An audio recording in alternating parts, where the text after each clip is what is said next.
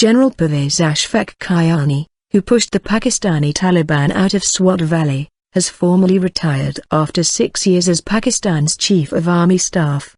He passed the baton at a ceremony in Rawalpindi on Friday to General Raheel Sharif, who formally became the head of the South Asian nation's military. The military is Pakistan's best funded and most influential institution and has controlled the coup-prone nation for more than half of its 66-year history. Kayani took office in 2007, after being appointed by the former military ruler General Pervez Musharraf. Upon taking the job, he frequently traveled to conflict areas to meet his men who were fighting and dying in large numbers. But like his predecessor, he also struggled to counter the threat of armed groups in the country's lawless tribal areas. Military analysts say this led Kayani to focus on what he saw as the true enemy of the nation. In a speech earlier this year, he did not name India, a country it has fought 3 wars with, as the only threat to Pakistan. Today we are faced with internal as well as external challenges.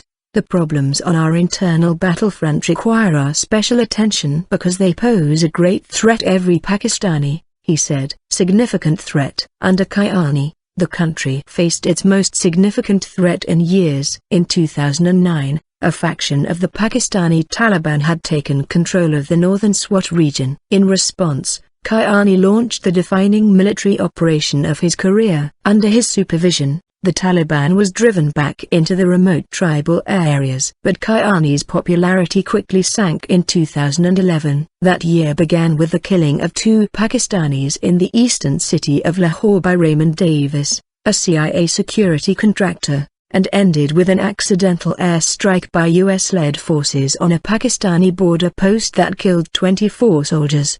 Between those 2 crises was Kayani's greatest perceived failing, the Osama bin Laden raid. Not because the Pakistani army failed to find the world's most wanted man, but because of the embarrassment caused when the US military launched its raid on Pakistani soil without Pakistan's knowledge. The unilateral action spurred widespread anti-American protests and the military faced rare public criticism, directed mainly at Kayani.